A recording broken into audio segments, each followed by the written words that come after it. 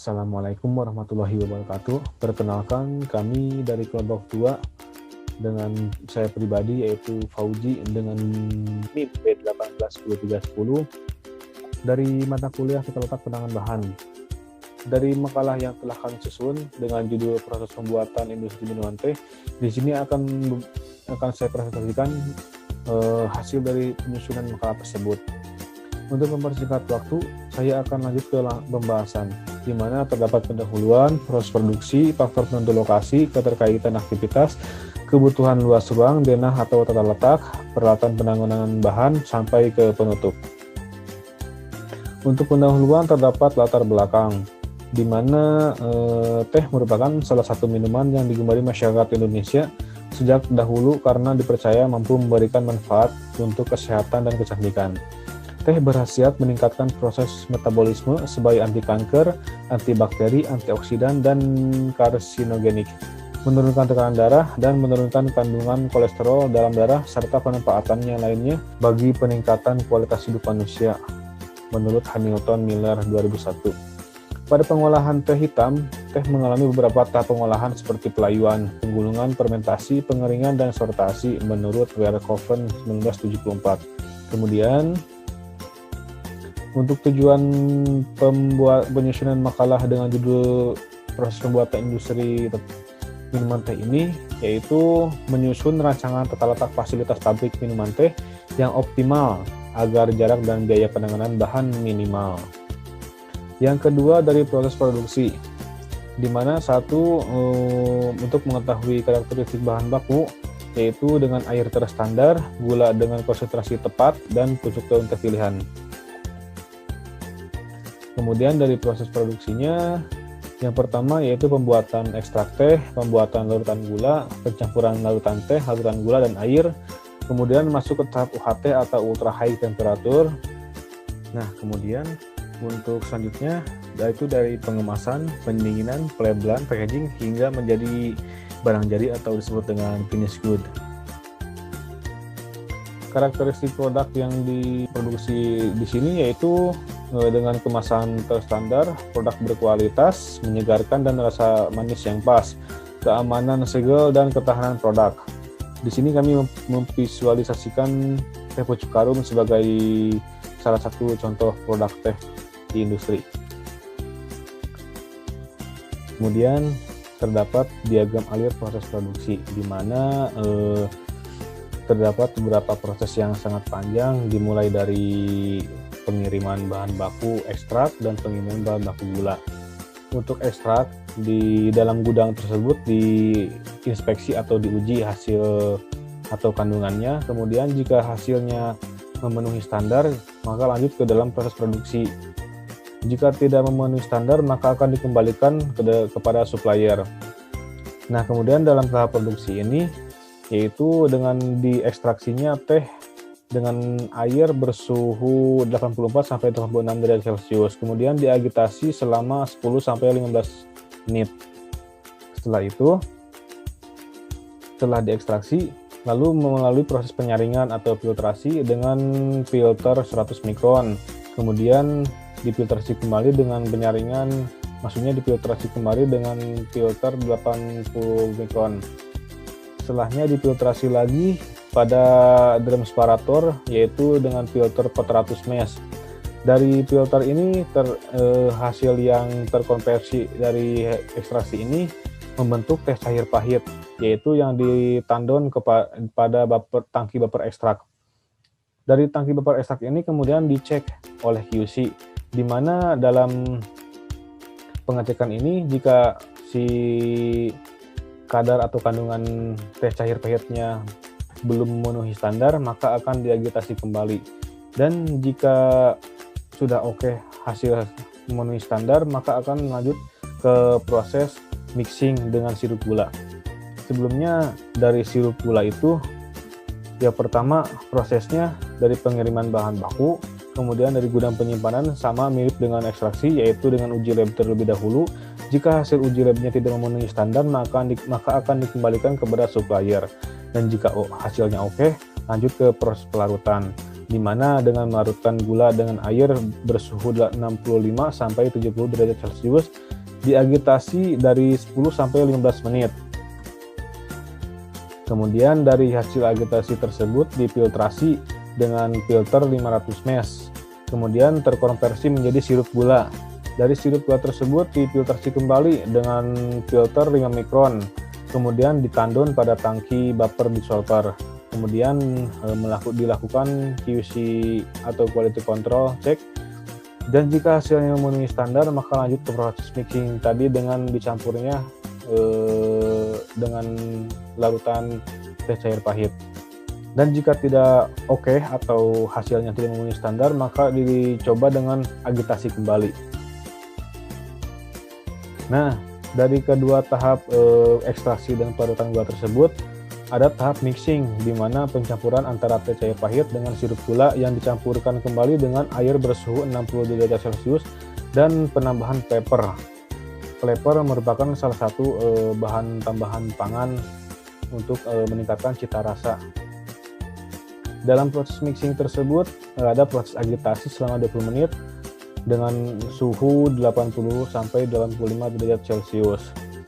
Kemudian dari setelahnya diagitasi tersebut masuk ke proses sterilisasi atau UHT, ultra high temperature, dengan ketentuan temperatur heatingnya itu 140 derajat Celcius dan holding tube 60 detik, di mana temperatur coolingnya itu 80 derajat Celcius dengan flow rate 15.000 LH. Setelah disterilisasi tersebut masuk ke proses hot filling, di mana dalam alat mesin atau mesin filling tersebut si produknya itu bersuhu 84 sampai 86 derajat Celcius, dan di sini itu terdapat jalur membagi dua, di mana setiap ada proses yang produknya terdeteksi outspec atau di luar standar maka akan menjadi limbah. Dan jika oke, dia akan lanjut ke proses berikutnya dalam proses pengemasan ke dalam botol, di mana sebelumnya terdapat jalur input botol dan input cap. Setelah itu masuk ke dalam pengemasan dan di reject hub. Reject hub itu adalah proses rotasi otomatis dengan mesin dengan alat berupa teknologi yang sangat canggih, di mana dia dapat mendeteksi produk-produk defect atau cacat dari botol, cacat dari cap atau apapun itu, sehingga menjadi limbah dari si produk tersebut. Kemudian setelah dari reject hub masuk ke dalam proses cooling tunnel, di mana cooling tunnel tersebut adalah sebuah mesin atau alat pendingin produk. Karena kan dari filling tersebut tadi bersuhu 80 ke atas. Di sini di cooling tunnel ini si produknya didinginkan hingga 30 derajat Celcius. Kemudian dari proses cooling tunnel tersebut lanjut ke proses labeling, di mana mesin label tersebut yang digunakan speednya itu 350 bpm. Dari pelabelan tersebut lanjut ke video jet print botol. Setelah pelabelan, si produk tersebut di coding untuk didata dari expire masa kadaluarsanya yang terdapat pada botol tersebut. Kemudian terdapat ada proses juga reject hub setelah video jet print tersebut, di mana jika terdeteksi produk reject dari mesin label atau jet print yang kurang baik, langsung terdeteksi menjadi limbah. Dan di sini disortasi manual oleh SDM yang memegang area tersebut. Jika hasilnya masih masuk standar, dilanjutkan kembali kepada jalur atau conveyor yang sedang berjalan. Kemudian dari reject hub tersebut dilakukannya cek infeksi. Jika oke, maka lanjut ke dalam proses selanjutnya, dan jika tidak oke, lanjut ke dalam produk limbah. Setelah dari pengecekan, lanjut ke proses packing, di mana proses packing itu masuk ke dalam karton. Dalam satu karton itu 24 botol. Kemudian dalam isi kartonnya itu ditetapkan tanggal kadaluarsa pada bagian karton. Kemudian dari si jet print video karton ini lanjut ke mesin palletizer, di mana mesin palletizer ini yaitu menumpukan ke palet, pada bagian palet semua karton-karton tersebut dengan jumlah tertentu. Di sini proses paletingnya itu satu paletnya 65 karton. Setelah itu baru disebut dengan finished good, yaitu penyimpanan ke dalam gudang atau langsung ke distribusi. Adapun neraca massa dalam proses produksi minuman teh tersebut. Yang pertama dari ekstraksi. Nah, di sini saya mengasumsikan bahwa terdapat 180 kg teh kering dan 22.500 kg air. Terkonversi menjadi teh cair pahit sebesar 22.680 kg, di mana hasil tersebut hasil dari input sama dengan output, di mana inputnya itu ada teh kering dan air. Teh keringnya itu 180 ditambah airnya itu 22.500 sama dengan C atau 22.680 kg ekstrak teh cair pahit. Asumsi perbandingan teh kering ini dengan air adalah 1:125. Jadi air yang digunakan ini 125 kali 180 yaitu sebesar 22.500 kilo. Nah, dalam neraca massa komponen teh kering ini yaitu terdapat kandungan protein dalam 100 gram sebesar 16%, terus ada kandungan pektin sebesar 7,6%, kandungan katekin sebesar 5,91%, kandungan mineral sebesar 5%, kafein sebesar 4%, tanin 3,57%, dan air sebesar 4%. Sehingga jumlah senyawa tersebut dalam 180 kg bahan yang masuk sebanyak 9.000 gram mineral, 7.200 gram kafein, dan 6.426 gram tanin. Hasil perhitungan ini sudah diperhitungkan terlebih dahulu dalam penyusunan makalah, sehingga total air yang digunakannya itu sebesar 22.507.200. Kemudian selain ekstraksi ada neraca massa dalam penyaringan, di mana 22.660 kg ekstrak, kemudian ditambahkan dengan 113,4 kg ekstrak teh yang disaring dan menghasilkan ampas 453,6 kilo ekstrak teh dengan hasil konversinya itu 22.113 kilo ekstrak teh pahit. Hasil tersebut didapat dari rumus ini, di mana D dikurangi E dikurangi F sama dengan G, yaitu hasil dari input sama dengan output. 22.680 dikurangi 113,4 dikurangi 453,6 sama dengan 22.113, di mana asumsi ekstrak yang hilang adalah 0,5% dan asumsi ampas teh yang hilang sebesar 2%. Di sini yaitu mengacu pada PT Sinar Sosro KPB Mojokerto, sehingga jumlah senyawa tersebut dalam 22.680 kg bahan yang masuk sebanyak 8.775 gram mineral, 7.020 gram kafein, sehingga air yang digunakan itu sebesar 21.944.520 gram air. Kemudian ada neraca massa pada pelarutan gula, di mana 1.500 kg gula dengan 3.000 kg air, sehingga menjadi 4.500 kg larutan gula.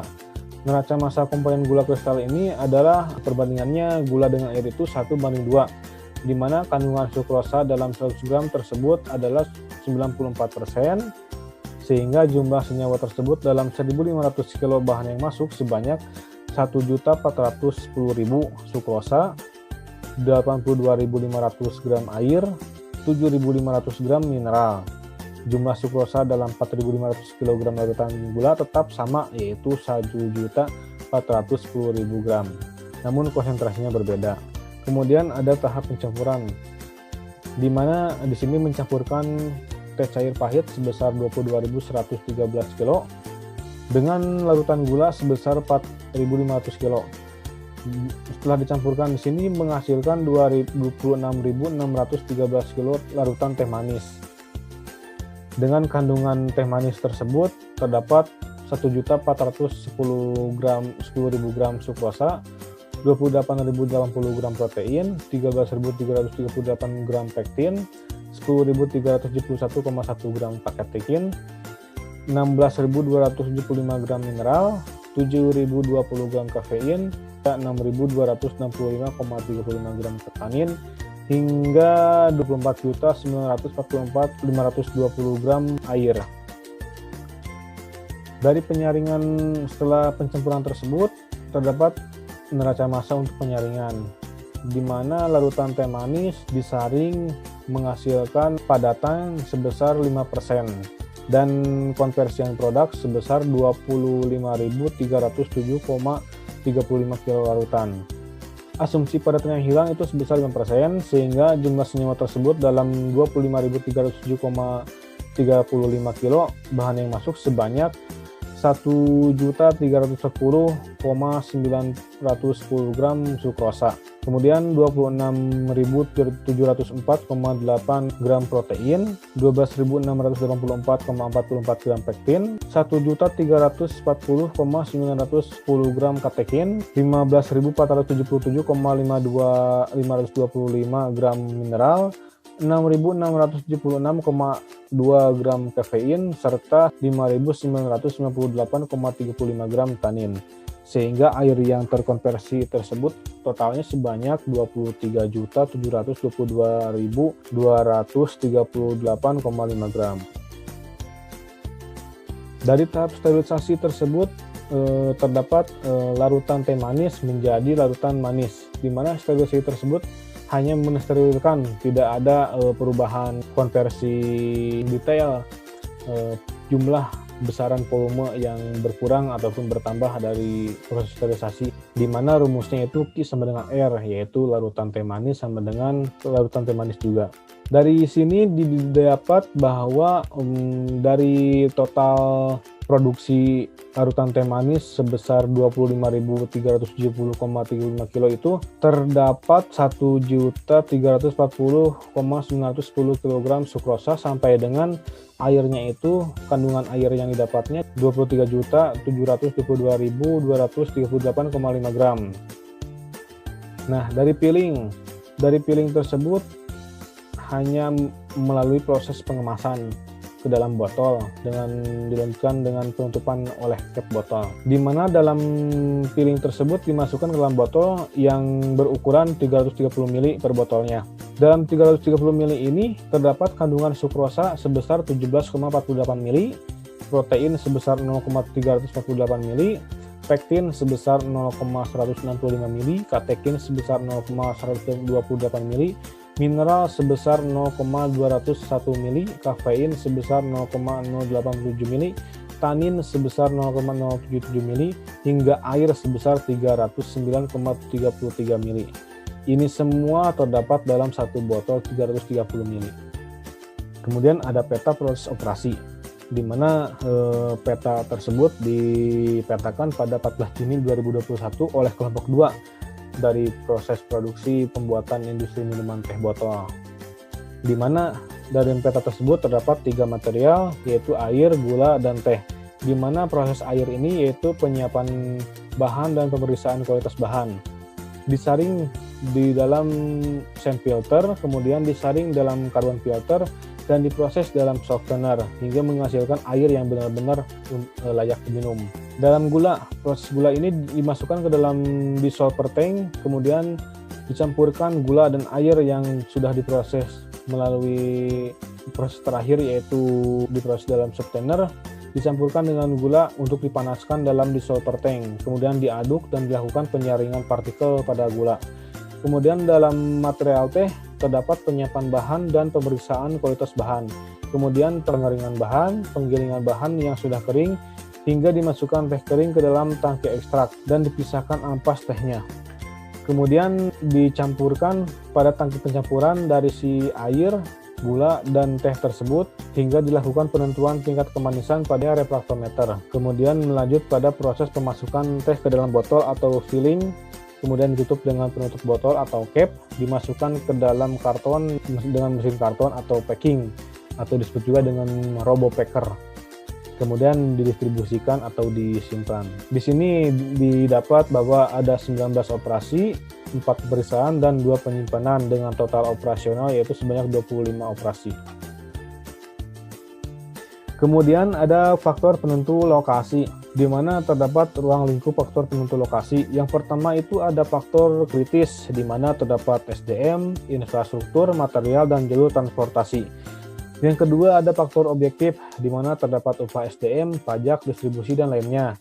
Yang ketiga ada faktor subjektif, terdapat pendidikan, domisili, dan lingkungan. Ada analisis pemilihan yang dikembangkan oleh P. Brown dan Gibson pada tahun 1972. Analisis pemilihan ini dapat dibilang dengan metode Brown and Gibson, di mana untuk menganalisa alternatif lokasi yang dikembangkan berdasarkan konsep preference of measurement yang mengkombinasikan faktor subjektif dan objektif dalam pengambilan keputusan. Evaluasi ukuran faktor kritis atau FKI. Di sini untuk merancang pabrik yang akan dibangun di daerah mana gitu, saya mengasumsikan daerahnya itu, daerah pertama yaitu Bogor, daerah kedua Cianjur, dan daerah ketiga Pasuruan. Di mana faktor yang dilihat itu yang pertama ada faktor kritisnya dari mulai SDM, infrastruktur, material, dan transportasi. Di sini tabel tersebut menunjukkan angka-angka yang biner, di mana ada angka 1 dan ada angka 0. Di sini semuanya angka 1 karena semua faktor ini masuk dalam kualifikasi pemilihan evaluasi ukuran faktor kritis. Di sini kesimpulannya semua daerah memasuki kualifikasi pilihan. Kemudian dari evaluasi ukuran faktor objektif didapat asumsi perhitungan biaya atau akumulasi dalam per tahun dalam satuan miliar, di mana untuk daerah Bogor menghabiskan 9,6 miliar per tahunnya, pajak 0,1 miliar, distribusi 0,16 miliar, hingga lain-lainnya 2 miliar, dengan jumlah total 11,86 miliar. Kemudian untuk Cianjur totalnya 10,74 miliar, untuk daerah Pasuruan totalnya 11,6 miliar. Dan total ini didapatkan indeksnya yaitu sebesar 0,267. Ini dihasilkan dari 1 dibagi total ini, total dari setiap daerah per tahunnya. Dengan rumus seperti berikut, di mana OFB atau objektif faktornya itu untuk di Bogor 0,316 dan untuk di Cianjur 0,349 dan untuk di Pasuruan 0,339. Total OF ini sebesar 1,004. Kemudian ada evaluasi ukuran faktor subjektif, di mana ada analisis kepentingan tiap faktor dengan menentukan pembobot faktor subjektif. Yang dihasilkan di sini indeks dari si pendidikan dan domisili yaitu 0,2, domisili lingkungan 0,4, lingkungan pendidikan 0,4. Kemudian menentukan bobot masing-masing faktor subjektif untuk setiap kota. Di sini ada pendidikan, yaitu di Bogor itu 0,25, Cianjur 0,25, Pasuruan 0,5. Domisili yaitu dari Bogor 0,67 yang lebih besar dari Cianjur, kemudian 0,33 dari Pasuruan. Dari lingkungan Pasuruan dengan 0,67 hingga Cianjur 0,33 dan Bogor 0. Ini itu hasil dari perhitungan yang sudah kami perhitungkan, dan hasil yang ditampilkan pada layar ini merupakan hasil akhir setelah perhitungan, di mana hasil akhir ini merupakan hasil dari asumsi dari kami yang mengakumulasi angka-angka tertentu. Hingga evaluasi faktor yang didapatnya itu dari Bogor 0,318, Cianjur 0,142, dan Pasuruan 0,5. Kemudian ada menentukan lokasi dengan UL atau ukuran lokasi. Ini adalah langkah terakhir dalam penentuan lokasi. Dengan rumus UL, KFO dikali FO tambah KFS dikali FS. Dan hasil perhitungan tersebut Pasuruan lah atau daerah Pasuruan yang menjadi lokasi yang akan ditentukannya atau dibangunnya suatu pabrik industri minuman teh ini. Dengan angka terbesar sebesar 0,37.925. Kemudian ada bab keterkaitan aktivitas. Untuk setiap produksi terdapat beberapa waktu operasional. Di sini kami mengasumsikan beberapa stasiun kerja seperti gudang material, ekstraksi, filtrasi, quality control, pelarutan gula, filtrasi, dan sebagainya. Dan ada beberapa waktu yang sudah kami tetapkan sebagai waktu operasional pada setiap stasiun kerjanya. Sampai dengan tahap paletizer selama 24 menit. Di sini didapatkan bahwa perusahaan industri minuman teh memiliki waktu produktif kerja 1.600 menit per hari. Total per hari menghasilkan 4 batch. Selanjutnya ada diagram stasiun kerja. Nah, waktu produksi tersebut didapat 1.600 menit per hari.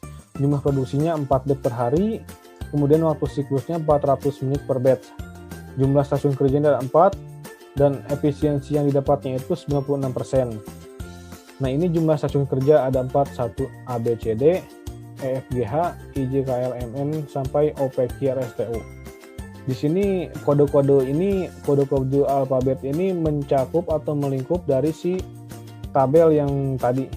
Nah, dari sini, dari kode. Dari A yaitu gudang material sampai dengan U yaitu paletizer. Dari A stasiun kerja yang pertama sampai U stasiun kerja yang terakhir. Kemudian ada tabel Gantt chart di mana ada proses sebuah operasional yang membubuhkan sebuah jadwal proses dari tahap A sampai U, di mana terdapat 4 stasiun kerja, yaitu dari gudang material sampai quality control, pelarutan gula sampai mixing, quality control sampai reject curve, dari cooling tunnel sampai paletizer. Kemudian ada activity relationship chart. Dalam setiap proses produksi terdapat area yang berhubungan, di mana di sini kami mengasumsikan beberapa hubungan dari setiap area, seperti area bahan baku berhubungan erat dengan area penimbangan. Terdapat beberapa kode seperti A, E, I, O, U, X. Di sini memiliki beberapa arti yang sangat penting. Seperti A itu mutlak artinya, dan E sangat penting, I itu penting, O itu hubungannya cukup atau biasa, U tidak penting, dan X tidak dikehendaki. Di sini ada beberapa area yang penting berhubungan dan sangat penting, hingga ada area yang tidak ada dikehendaki seperti area bahan baku sampai dengan area packing, kan sangat berbeda jauh, jadi tidak ada hubungannya. Selanjutnya dari dari tabel aktivitas yang tadi dibuatkan peta hubungan aktivitas, di mana hubungan seperti misalnya di sini terdapat segitiga dari sini. Untuk membacanya, dari area bahan baku ini berhubungan mutlak dengan area penimbangan. Kemudian area bahan baku sangat penting dengan area ekstrak. Nah, dengan begitu seterusnya dengan membacanya. Kemudian dari si peta hubungan tersebut terdapat tabel deskripsi alasan, di mana kami di sini mengasumsikan bahwa tabel deskripsi alasan itu kenapa sih hubungan antar area itu dapat terjadi. Alasannya kami di sini memberikan kode angka Romawi dari angka Romawi 1 sampai dengan angka Romawi 9, di mana angka Romawi 1 yaitu alasannya penggunaan catatan secara bersama, yang kedua menggunakan tenaga kerja yang sama, sampai dengan 9 yaitu kemungkinan adanya bau yang tidak mengenakan atau ramai dan lain-lain. Nah, dari si tabel deskripsi tersebut didapatlah peta hubungan aktivitas yang kedua, di mana mencantumkan deskripsi alasan pada si kolom derajat keterdekatan di bawah ini. Kemudian selanjutnya ada tabel lembar kerja, di mana dari si peta hubungan kedua yang tadi dimasukkan ke dalam tabel dari si kode tersebut, dijadikan derajat keterdekatan dengan si deskripsi alasan. Ini yang didapat. Kemudian terdapat activity template block diagram, di mana terdapat asumsi template tata letak tiap area produksi. Dengan setiap template-nya itu terdapat kode-kode dan deskripsi alasan seperti bahan baku, penimbangan, ekstrak, melting, bending, laminar, filling, dan packing. Kemudian ada activity relationship diagram. Nah, di sini ada beberapa derajat keterdekatan yang saling berhubungan, di mana hubungan tersebut ada artinya. Yang merah tanda garis 4 ini tandanya itu mutlak saling berhubungan. Dan yang kuning ini tanda garis 3 itu sangat penting hubungannya. Dan yang hijau penting dari deskripsi alasan, misalnya deskripsi alasan 4 sampai 6 itu penting. Dan untuk yang garis biru ini dia cukup penting serta yang garis hitam bergerigi ini dia bisa dibilang tidak dikehendaki atau tidak ada hubungannya. Bisa dilihat dari si jaraknya ini juga sangat jauh, sangat tidak memungkinkan untuk bisa berhubungan. Kemudian ada total closeness rating atau TCR. Setelah kami perhitungkan, terdapat beberapa hasil di sini angka yang didapat bahwa dalam area bahan baku terdapat TCR sebesar 98 sampai dengan area packing sebesar 29. Dari angka yang di sini itu kita urutkan dari yang terbesar, terus didapat dari area melting sampai dengan area packing. Ini menurut yang terbesarnya. Dari situ didapatlah alternatif layout atau tata letak dari si pabrik yang akan dibangun. Yang pertama di sini terdapat area bahan baku, kemudian masuk ke melting, ekstrak, blending atau penimbangan, laminer, baru ke peeling, lanjut ke packing. Garis putus-putus yang di tengah ini yaitu antar hubungan. Jadi si area ini bisa berhubungan langsung dalam satu stasiun kerja, tetapi beda kamar atau ruangan.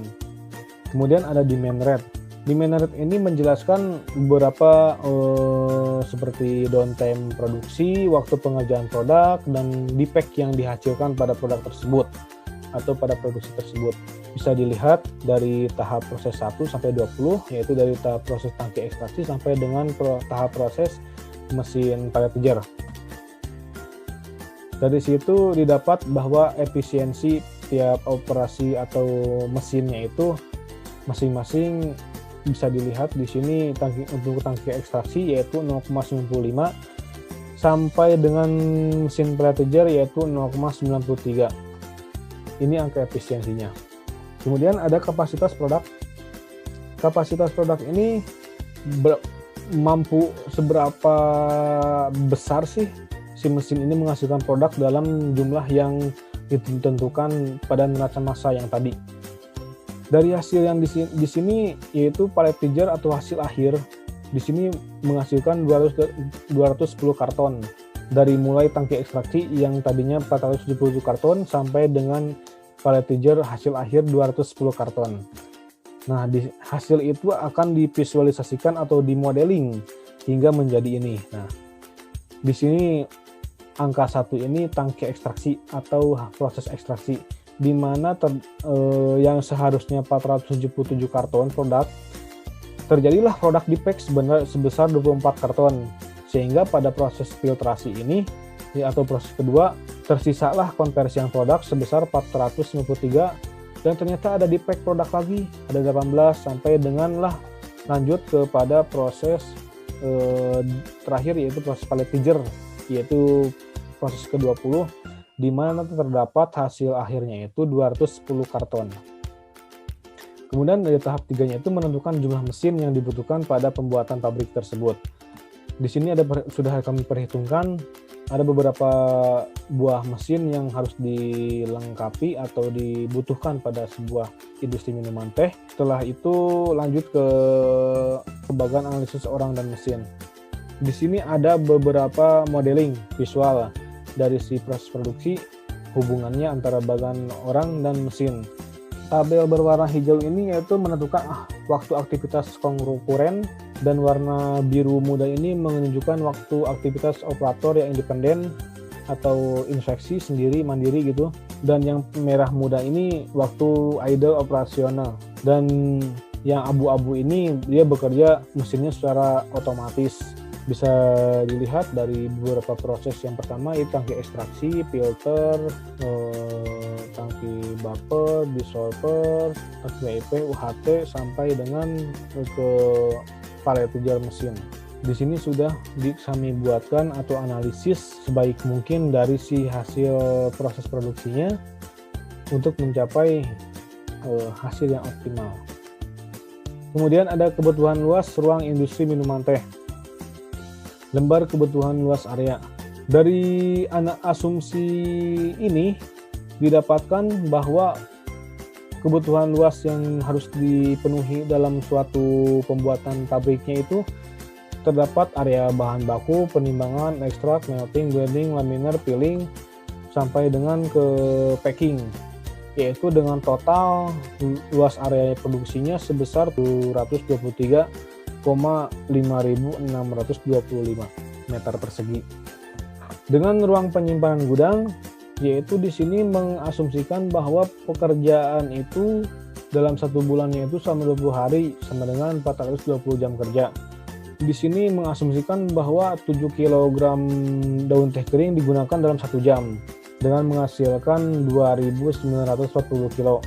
Di sini itu perhitungan tersebut untuk menghitungkan luas gudang yang dibutuhkan untuk penyimpanan bahan baku daun teh dan gula. Dan setelah dihitung, kami mendapatkan luas gudang yang dibutuhkan itu sebesar 111,72 meter persegi. Kemudian ada kebutuhan luas ruang.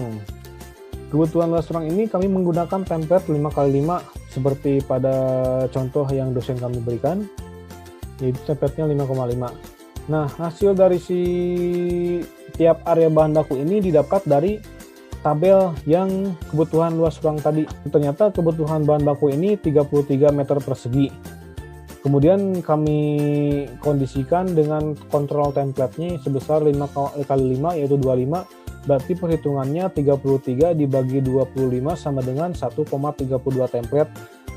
Penimbangan sebesar 0,12 template, ekstrak 1,56 template, melting sebesar 0,84 template, bending sebesar 3,2 template, laminer 0,16 template, dan peeling 11,40 template, serta packing sebesar 10,4 template. Nah, dikarenakan kami lebih ke fokus pada area produksi saja dan tidak mementingkan atau maksudnya tidak memasukkan area kantor dan seperti kantin, perlengkapan dan lain-lain pada proses tata letak penanganan bahan ini, maka kami di sini memperhitungkan area kantor dan sumber air, perlengkapan dan limbah itu sebagai area sampingan dari area produksi. Di mana template area bahan yang dihasilkan dari yang tadi, perhitungannya kayak tadi, kayak misalnya bahan baku nomor 1 nih, 33 meter persegi dibagi 25 meter persegi, jadinya 1,32 template. Templatenya 1, 5,5, yang 32 templatenya ini 0,32 templatenya ini, sampai ke proses ke-8. Kemudian ada diagram keterkaitan antar aktivitas. Nah, dari sini dibentuklah diagram keterkaitan antar aktivitas di mana proses terjadinya operasional dari mulai bahan baku, penimbangan, melting, ekstrak, blending, laminer, peeling sampai dengan ke packing. Ini menunjukkan bahwa hasil perhitungannya untuk template denah didapat gambar ilustrasi lokasi untuk area produksi sesuai dengan hubungan antar aktivitas. Denah atau tata letak. Nah, dari denah tersebut dibuatkanlah hubungan atau tiap areanya untuk memenuhi proses produksi dari mulai bahan baku masuk ke dalam ekstrak hingga ke area penimbangan melting, terus laminar, blending hingga ke peeling sampai dengan ke packing. Di sini tata letak adalah bagaimana mengubah sumber daya yang transformasinya diposisikan satu dengan yang lain dan bagaimana berbagai tugasnya dialokasikan ke sumber daya transformasinya tersebut. Sebelum melakukan perancangan tata letak fasilitas, perlu dilakukan identifikasi hubungan kedekatan antara fasilitas untuk mendukung perancangan tata letak fasilitas yang akan dilakukan. Hubungan kedekatan antara stasiun kerja disajikan dalam activity relationship chart yang sudah saya jelaskan sebelumnya. Kemudian ada alur proses diagram alokasi area pabrik. Nah, seperti ini. Dari mulai penyimpanan area bahan baku sampai dengan proses ekstraksi, seterusnya sampai dengan ke gudang penyimpanan barang jadi, itu dengan kode U atau penyimpanan. Kemudian ada peralatan penanganan bahan. Di sini alat-alat yang digunakan yaitu antara lain dari mulai bahan baku yaitu menggunakan palet atau neck scanner. Kemudian ada alat pemindahnya itu counterbalanced lift truck atau forklift. Dari penimbangan sampai ekstraksi terdapat linda hand atau pallet truck. Dari ekstraksi ke melting tidak ada alat material handling sampai blending tidak ada juga, laminate, peeling sampai itu juga tidak ada. Nah, yang tidak ada ini hanya melakukan proses konversi produk saja. Dari si peeling sampai ke packing terdapat tabletop chain conveyor. Jadi di sini material handlingnya itu conveyor, alat pemindah untuk barang atau produk. Dari packing di sini setelah itu masuk ke dalam penyimpanan menggunakan alat reach-track dengan media penyimpanannya itu palet. Nah, peralatan penanganan bahan yang tadi ini visualnya seperti ini. Dari area bahan baku penimbangan dan ekstrak melting yaitu terdapat palet, mixer, counterbalance light truck atau forklift atau Linde hand pallet truck atau hand pallet secara manual. Kemudian ada tabletop chain conveyor seperti di sini penampakannya, dan area palletizer yaitu seperti palet dan roll conveyor. Kemudian dari gudang penyimpanan barang jadinya ada reach truck dan palet.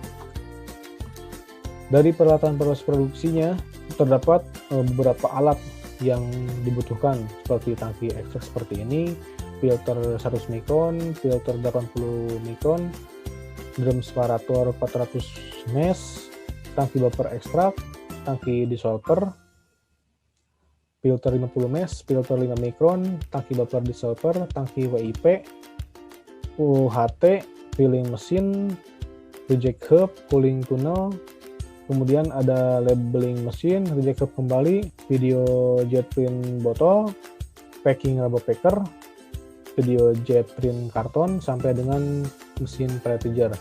Dan terakhir penutup.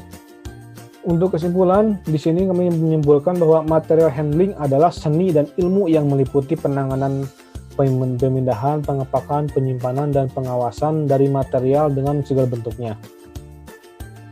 Tujuannya untuk mengangkat, memindahkan, serta menempatkan material pada saat dibutuhkan, dan untuk melancarkan proses produksi agar barang-barang dapat diselesaikan tepat pada waktunya, serta untuk menekan biaya yang dikeluarkan selama proses produksi. Faktor yang perlu dipertimbangkan dalam pemilihan tipe peralatan penanganan bahan diantaranya yaitu jalur pengangkutan, sifat objek yang diangkut, karakteristik bangunan, keadaan ruang yang tersedia, kapasitas peralatan penanganan yang diperlukan, dan biaya setiap metode alternatif.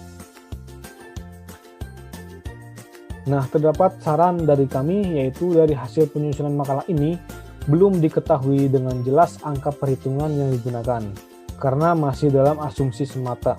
Oleh karenanya, penyusun berharap dapat mempraktikkan metode ini sehingga setelah nantinya terjun di masyarakat sebagai lulusan sarjana teknik dapat menerapkan proses ini dengan baik, terutama di bidang industri. Mungkin cukup sekian dari saya pribadi atas presentasinya. Kurang lebihnya mohon maaf. Terima kasih. Wassalamualaikum warahmatullahi wabarakatuh.